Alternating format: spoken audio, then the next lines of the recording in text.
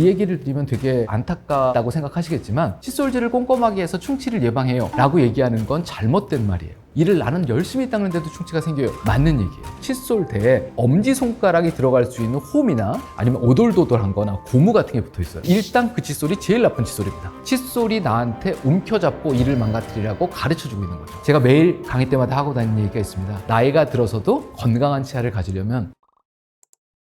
안녕하세요, 지식인사이드 구독자 여러분, 치과의사 박창진입니다. 오늘 채널을 통해서 만나뵙게 돼서 반갑습니다. 일단 칫솔질이라고 하는 게 도대체 뭐냐라고 봤을 때 대부분의 분들이 화장실 가서 이 하고 봤을 때 고춧가루 없는 거, 깨끗하다. 근데 실제로는 칫솔질은 사이에 낀 음식물 찌꺼기를 빼는 거 이상의 일이라는 거죠. 그래서 우리가 설거지를 할 때도 접시가 깨끗해요. 설거지 끝났다, 안 해도 되겠다, 이렇게 생각하는 사람은 아무도 없거든요. 사실은 손을 대봤을 때 미끄덩거리는 무언가 기름때 같은 거, 눈에 보이지 않는 걸 떼어내는 거죠.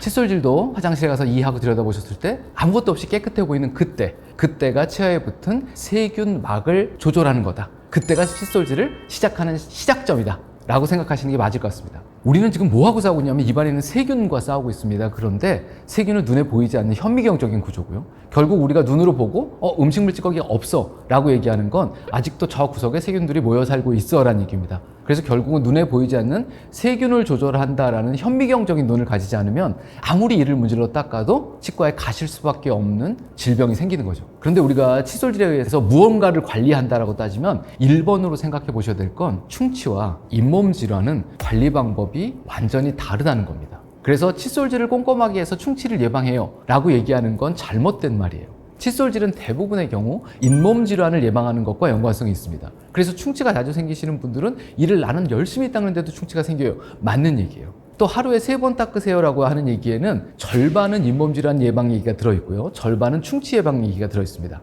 식후 3분 이내에 닦으세요 라고 하는 얘기는 거의 전적으로 충치 예방과 연관성이 있습니다. 그래서 우리가 이 두 가지를 조금 명확하게 구분해서 생각한다 그러면 훨씬 더 치과 질환 예방하는 데 도움이 될 것 같아요. 이 얘기를 드리면 되게 안타깝다고 생각하시겠지만 치과대학 교과서에 이렇게 써 있습니다. 어금니 쪽에 씹는 면에 있는 좁은 홈에서 주로 충치가 생긴다. 그런데 그 홈은 너무 좁고 깊어서 칫솔모가 들어갈 수 없다라고 써 있습니다. 그 얘기는 어렸을 때 씹는 면을 열심히 문질러도 충치를 막을 수는 없다는 얘기예요. 그래서 칫솔질이 충치를 예방하지 못한다라고 말씀을 드리는 겁니다. 그런데 그 어렸을 때 습관적으로 아이들은 제일 닦기 편한 씹는 면을 문지르는 게 습관화가 돼 있어요. 그럼 그게 어른이 돼서 습관화가 되겠죠. 자, 20대, 30대, 40대 지금 구독자 여러분들 입안을 한번 보십시오. 씹는 면 위에 뭐가 있습니까? 금이요, 레진이요, 혹은 세라믹, 이런 것들이 있어요. 우리가 금을 광낼 필요도 없는데 거긴 왜 그렇게 문지르고 있을까요? 어렸을 때 습관 때문에 그렇습니다. 그래서 어렸을 때부터 칫솔질을 올바르게 가르쳐야 되는데 나이가 들어서도 건강한 치아를 가지려면 치아와 잇몸의 경계부, 살이죠. 그 부분을 닦는 걸 어렸을 때부터 교육을 시키고, 그럼 씹는 면의 충치는 어떻게 예방해요? 거긴 홈을 메꿔야 됩니다. 그래서 치과에 가서 그 잔 홈을 메꿔주는 치아 홈 메우기라는 술식이 있어요. 그 홈 메우기를 하지 않으면 일단 기본적으로 씹는 면의 충치를 예방하는 건 거의 불가능합니다. 두 번째로는 그 아주 좁은 낭떠러지 벼랑 속에 세균들이 살고 있는데 그 입구를 막는 것 동시에 양쪽 벽이 딱딱해지면 이게 확장돼서 구멍이 커지는 걸 막아요. 그 얘기는 치아의 구조가 단단하면 충치의 진행을 막을 수 있다는 얘기입니다. 그게 결국은 불소입니다. 그래서 사실은 충치 예방은 치아 홈을 메꾸고, 두 번째로는 불소 치약을 꾸준하게 쓰는 거, 이 두 가지가 충치 예방의 가장 기본이지 칫솔질이 충치 예방의 기본은 아니라는 거예요. 우리가 뭐든지 간에 뭘 하려고 그러면 적절한 도구가 있어야 됩니다. 또 다른 중요한 점 중에 하나는 초심자일수록 좋은 도구를 쓰시는 게 좋아요. 자, 그럼 생각을 한번 해보겠습니다. 이를 닦자. 뭘 닦는다고 말씀드렸냐면 치아면에 붙어있는 눈에 보이지 않는 현미경적인 세균막을 흐트러 놓는 거예요. 제일 중요한 건 접촉 면적입니다. 1번 접촉 면적. 그러려면 칫솔모가 많아야 됩니다. 이게 1번의 선택 조건이에요. 칫솔모의 개수가 많을 것. 두 번째는 칫솔모의 끝부분이죠. 이렇게 칫솔이 쭉 꽂혀 있으면 이 부분이죠. 이 부분이 끝이 뾰족하게 생긴 걸 보통 우리가 미세모라고 하는데, 그 미세모는 끝이 뾰족하기 때문에 접촉 면적이 점입니다. 그래서 미세모는 세균막을 흔들어 놓을 수 있는 능력이 많이 떨어집니다. 그래서 끝부분이 평평하게 잘려 있고 칫솔모가 많은 거. 자, 이러면 칫솔모의 선택은 끝났습니다. 두 번째는 칫솔 머리통이 얼마나 하면 좋겠냐. 모든 사람들의 꿈은 칫솔질을 3번만 하는 거예요. 칫솔이 이만하게 생긴 거죠. 그럼 이거 가지고 1번, 2번, 3번 끝! 이러고 싶은 거죠. 근데 실제적으로는 그렇게는 설거지도 안 합니다, 우리가. 바꾼 게 어떡하죠? 하나씩 하나씩. 그래서 칫솔은 머리의 크기가 작을수록 좋은 칫솔이에요. 그럼 작은 머리통 속에 칫솔모가 빽빽하게 꽂혀 있는 거, 이걸 고르시면 됩니다. 그 다음번에는 손잡이가 남아있죠. 손잡이는 되게 다양한 디자인으로 많이 나와요. 그런데 눈에 보이지 않는 현미경적인 세균막을 조절할 때는 힘은 필요 없어요 라고 말씀드렸습니다. 그러면 칫솔을 어떻게 잡든 힘줘서 잡기 힘들게 만든 게 좋은 칫솔입니다. 근데 우리가 제일 먼저 고르는 건 칫솔을 이렇게 잡아봐요. 그래서 보통 칫솔대에 엄지손가락이 들어갈 수 있는 홈이나 아니면 오돌도돌한 거나 고무 같은 게 붙어 있어요. 일단 그 칫솔이 제일 나쁜 칫솔입니다. 칫솔이 나한테 움켜잡고 일을 망가뜨리라고 가르쳐주고 있는 거죠. 저희 치과 의사인데 치과대학에서도 기구 잡는 법을 가르쳐요. 어떻게 잡느냐? 연필 잡듯이 잡아라. 이게 1번. 두 번째는 연필 잡듯이 잡는데 손가락에 힘을 좀 줘라. 세 번째는 망치 잡듯이 잡아라. 이 세 가지 방법이 있습니다. 그런데 진료실에서는 다 첫 번째 방법을 90% 이상 사용하고 있어요. 왜요? 정교한 일을 하기 때문에. 그럼 칫솔은 어떻게 잡으셔야 돼요? 연필 잡듯이요. 그래서 칫솔대는 연필처럼 생긴 게 가장 좋습니다. 육각형, 팔각형. 아주 심플한 디자인이에요. 육각형이나 팔각형으로 모가 쳐져 있는 형태가 가장 좋은 칫솔대의 형태입니다. 잘 보시면 일단 뭐라고 말씀드리냐면 칫솔모의 끝부분이 평평하게 잘린 미세모가 아닌 걸 고르세요라고 말씀드렸어요. 제일 바깥쪽 끝부분에 있는 게 미세모입니다. 잘 보시면 끝부분이 아른아른하게 보이는 게 보이실지 모르겠어요. 나머지 세 개는 평평하게 잘려진 칫솔이에요. 그럼 일단 얘는 탈락이죠. 일단 칫솔모의 형태에서. 두 번째 얘기는 뭘 드렸냐면 칫솔의 머리 크기가 작을수록 좋다라고 말씀드렸어요. 이쪽 거 두 개는 탈락, 이쪽 거 두 개는 통과. 그 다음에 손잡이를 한번 보도록 하겠습니다. 우리가 가장 많이 만나는 손잡이 형태입니다. 어떻게 해요? 여기 오돌도돌하게 뭐가 붙어 있는 거. 엄지손가락을 올려놓으면 아주 기가 막히게 딱 눌립니다. 힘줘서 닦으라는 거죠. 그런데 이 칫솔은 팔각형이에요. 다른 칫솔은요, 육각형입니다. 칫솔이 육각형과 팔각형이면 정말로 모나미 볼펜 잡듯이 잡을 수 있어요. 그래서 육각형 혹은 팔각형의 칫솔모를 가지면 상당히 안정적으로 칫솔을 움직일 수 있어요. 이게 정교하게 치아를 닦는 칫솔대의 가장 바람직한 형태입니다. 보통 예전에 그런 기억이 있는지 모르겠어요. 저녁 시간에 다 이 닦고 왔는데 엄마가 야 귤 먹어라 뭐 이러면 귤이 맛이 이상한 경우들이 있습니다. 그게 치약 안에 들어있는 거품 내는 성분하고 산이 반응해서 이상한 떨떠름한 맛이 나는 건데 그 치약의 거품 내는 성분의 이름이 소디움 라우릴 설페이트라고 하는 성분입니다. 그래서 라우릴 황산염이라고 보통 돼 있는데 오늘 댁에서 쓰시는 칫솔의 뒷면을 뒤집어 보시면 깨알 같은 글씨로 성분이 써 있습니다. 거기에 라우릴 황산염 혹은 라우릴 황산나트륨, 소디움 라우릴 설페이트라고 써 있으면 그동안 우리가 느꼈던 그 귤맛을 만드는 거품 내는 성분이 들어있는 겁니다. 그런데 그 성분이요, 몸에 썩 좋은 성분은 아니랍니다. 근데 왜 집어넣고 있느냐? 거품이 난다는 건 샴푸나 비누와 같다라는 얘기거든요. 그래서 기름때를 좀 제거하고 싶다라는 생각이 일부 있었던 거죠. 또 다른 거는 거품이 나야 깨끗해진다고 사람들이 다 믿고 있어요.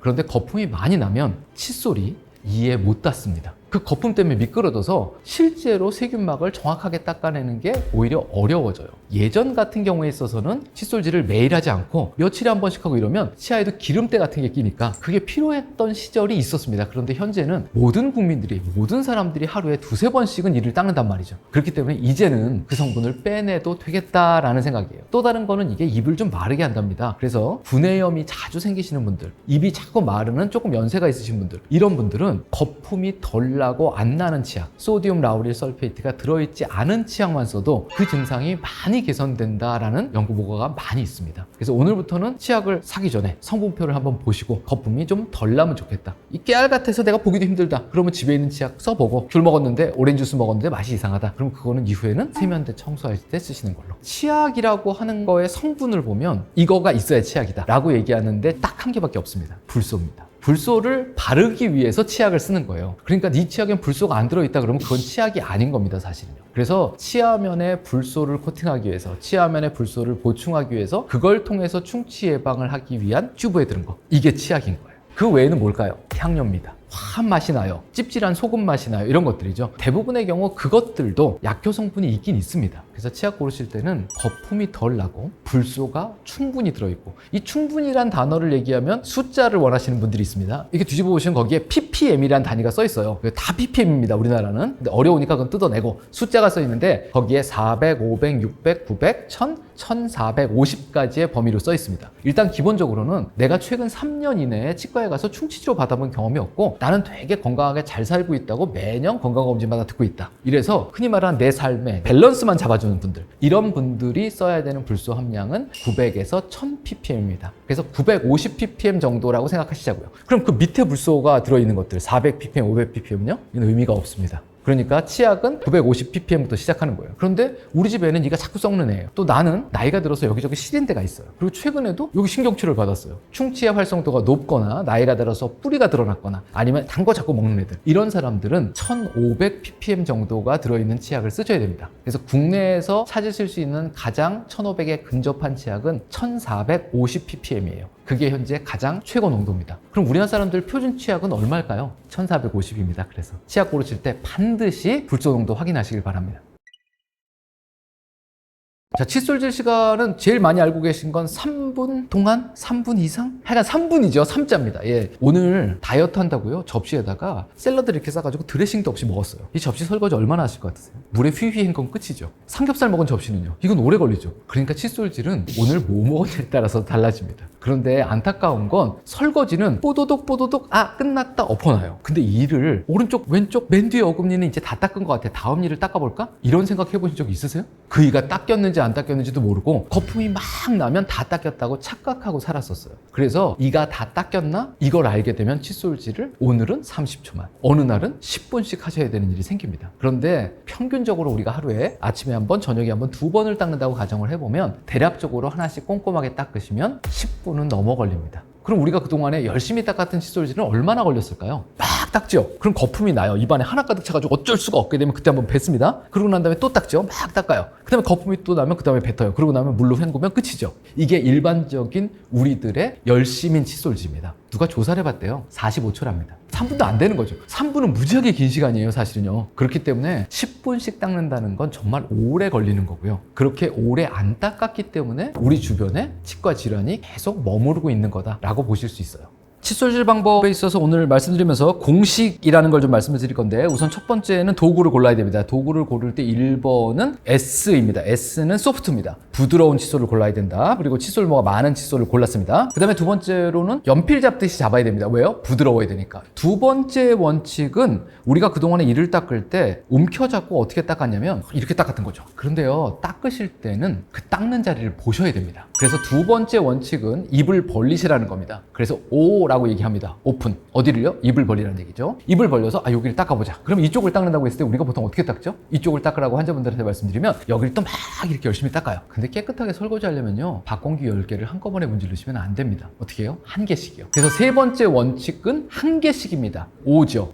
한 개씩 닦는 겁니다. 그 다음에 그동안에 우리는 칫솔질을 뭐라고 배웠냐면 치아를 깨끗하게 닦는 거다라고 배우셨어요. 잘못된 말입니다. 칫솔질은 치아와 잇몸을 닦는 겁니다. 그러려면 어떻게 해요? 잇몸 쪽으로 칫솔을 지금보다 깊이 집어넣으셔야 돼요. 깊다는 영어로 deep입니다. 그 네 가지가 원칙이에요. 자, 한번 치아 모형에서 보도록 하겠습니다. 자, 첫 번째 S, 부드러운 칫솔을 어떻게 해요? 연필 잡듯이 잡고, 그 다음에 두 번째로는 입을 크게 벌립니다. 그 다음에 세 번째 뭐라고 그랬죠? 한 개씩이요. 자, 요거 한 개만 닦아보겠습니다. 요거 하나만. 치아를 요렇게 제가 돌려봅니다. 보통 우리가 이렇게 문지르거나 이렇게 문지르는데 이렇게 하지 마시고요. 이 상태에서 칫솔을 약간 잇몸 쪽으로 기울입니다. 이거하고는 확연히 접촉 면적이 다릅니다. 뭘 닦는다고 그랬죠? 치아와 잇몸의 경계부. 자, 이 상태에서 부드럽게 움직입니다. 동글. 몇 번이나요? 20번쯤 닦습니다. 그 다음에 한 개씩 닦는다고 그랬죠? 이렇게 닦으셨으면 어떻게 해요? 칫솔을 반드시 띄어서 다음 치아에 90도, 45도 밀착. 요게 올바른 칫솔질 방법입니다. 이렇게 해서 치아를 하나씩 정말로 꼼꼼하게 닦으시면 대략적으로 10분 정도가 걸립니다. 하루에 10분의 시간 투자면 평생 동안 임플란트 없이 사실 수 있어요. 중요한 건 이렇게 칫솔질을 한 개씩 꼼꼼하게 하시더라도 빈 공간이 있습니다. 그게 어디냐면 치아와 치아가 이렇게 맞닿은 부분이에요. 그 맞닿은 부분에는 바깥쪽에서든 안쪽에서든 칫솔털이 들어가지 않습니다. 그런데 우리 입안에 그 치아끼리 닿아 있는 면을 다 더해보면 면적이 얼마나 되냐면 손바닥만큼 된답니다. 그럼 결국은 치아 사이를 안 닦으셨다는 얘기는 손바닥만큼의 세균이 남아있다는 얘기예요. 그래서 그 사이사이는 이렇게 생긴 치간 칫솔이라는 걸 쓰셔야 됩니다. 이 치간 칫솔은 처음 쓰시면 되게 무서워들 하세요. 그런데 이 사이에다가 구멍이 어딨니? 라고 찾아서 구멍이 있으면 그 구멍 사이로 이렇게 밀고 들어갔다가 이렇게 빠져나오는 겁니다. 되게 중요한 건 잇몸이 다치지 않도록 부드럽게 움직여야 된다는 거. 그리고 또 하나는 치아와 치아 사이의 구멍 사이즈에 맞는 크기를 쓰셔야 된다는 겁니다. 그래서 치과 의사나 치과 위생사 같은 전문가의 도움이 필요해요. 이 사이즈가 얼마만지 정확한지 알려드리려면. 근데 우리가 보통 가까운 데서 사서 쓰고 있는 것들은 치간 칫솔 털이 되게 얇습니다. 이걸 제가 환자분들한테 뭐라고 그러냐면 털 달리는 이쑤시개예요 라고 얘기해요. 걔는 치간 칫솔은 아닙니다. 안 쓰시는 것보다는 좋습니다만 가급적이면 치과에서 정확한 치간 칫솔 사이즈를 처방받아서 쓰시면 더 좋겠다는 그런 생각입니다. 전동 칫솔은 기본적으로 원리가 두 가지가 있습니다. 하나는 돌아가는 것처럼 보이는 거예요. 머리가 동그랗고 이렇게 막 도는 것처럼 보이는 게 있고, 또 하나는 우리가 볼 때 칫솔하고 똑같이 생겼는데 이렇게 떠는 게 있습니다. 방식은 이렇게 두 가지가 거의 다라고 보셔야 돼요. 근데 그 두 가지가 전부 다 사람 손으로 움직일 수 없을 정도로 빨리 움직입니다. 그 얘기는 치아에 닿는 접촉 횟수가 많다는 얘기죠. 그런데 잘못되면 손으로 톱질하는 것보다 전기톱 쓰는 것처럼 훨씬 더 많은 해를 가할 수도 있어요. 하지만 올바른 방법으로 쓰면 훨씬 더 효율적으로 빠르게 닦을 수 있는 거죠. 그렇기 때문에 방법이 중요합니다. 일단 전동 칫솔은 어떤 제품을 사용하시든 간에 절대로 누르시면 안 됩니다. 올려만 놓는 겁니다. 칫솔질 하실 때 뭐하고 비슷한가 하고 보면 밖에서 빗자루질 하는 거하고 비슷해요. 무언가를 쓴단 말이죠. 근데 땅바닥에다 대고 빗자루를 이렇게 대고 문질르시는 분은 아무도 없어요. 슬슬슬슬 쓰는 거죠. 이게 빗자루의 털의 탄력성을 이용하는 겁니다. 손으로 쓰는 칫솔, 전동 칫솔 전부 다 이에 빗자루질 한다고 생각하시고 힘을 주지 마시고 진동 혹은 내가 움직이는 손의 움직임이 칫솔 털에 의해서 이에 전달될 수 있도록 절대로 누르시면 안 됩니다. 이게 1번이에요. 두 번째로는 손으로 움직이는 칫솔은 내가 이렇게 움직여야 닦일 거지 않습니까? 근데 전동 칫솔은 칫솔이 움직여요. 그러니까 대고 움직이시면 안 됩니다. 그래서 전동 칫솔은 힘 빼고 이에 올려만 놓으시는 거예요. 그래서 소리가 보통 이렇습니다. 우리나라 사람들 전동 칫솔을 좀 어떻게 쓰냐면 이렇게 왔다 갔다 해요. 그러면 이가 다칩니다. 그래서 힘 주지 마시고 하나하나씩 움직이지 않고 올려놨다가 이동, 올려놨다가 이동 이런 방식이면 훨씬 더 효율적으로 닦으시는 이게 첫 단계입니다. 근데 우리가 무언가를 닦을 때 소리가 난다는 건 이쪽 물체와 반대쪽 물체가 부딪혀서 나는 소리예요. 그럼 결국은 두 개가 싸우고 있다는 얘기죠. 싱크대에서 설거지 하실 때 프라이팬을 갖다 놓고 철수세미로 문지르면 소리가 납니다. 그러면 수세미가 오래 쓰면 닳아서 없어지죠? 반대쪽에는 프라이팬 코팅이 긁히죠. 그런데 부드러운 스펀지로 닦으시면 프라이팬은 안 긁혀요. 그래서 결국은 칫솔질을 할 때 소리가 난다는 건 이가 망가지든 칫솔이 망가지든 둘 중에 하나가 망가지고 있다는 얘기입니다. 그런데 칫솔이 빨리 망가지는 게 이가 망가지는 것보다 낫겠죠. 그래서 힘줘서 닦으시는 분들은 칫솔을 쓸 수가 없다고 그러세요. 일주일이면 벌어진다, 한 달이면 벌어진다. 이 칫솔은 너무 벌어져서 못 쓰겠다. 그런데 어느 날 이 칫솔을 샀더니 3개월 동안 안 벌어지고 잘 쓰고 있다. 무슨 얘기죠? 내 치아가 망가지고 있다는 얘기입니다. 그러니까 차라리 칫솔이 망가지는 게 낫겠죠. 물론 제일 좋은 건 프라이팬도 살아있고 스펀지도 살아있고, 그럼 결국은 살살 닦으셔야 두 가지를 다 살리실 수 있다는 얘기예요.